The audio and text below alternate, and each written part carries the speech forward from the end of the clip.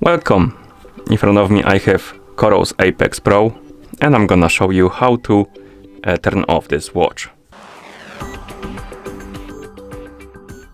To turn off this watch, first we need to open the controls menu. So let's press and hold the back button to open the menu. Once the menu opens, you can rotate the crown button to scroll through the menu. Scroll through the menu, find the system option, select it, and then press the crown button to enter. Now scroll through the menu by rotating the crown button again, select the more settings option and press the crown button. And here scroll through the menu, select the turn off option and press the crown button.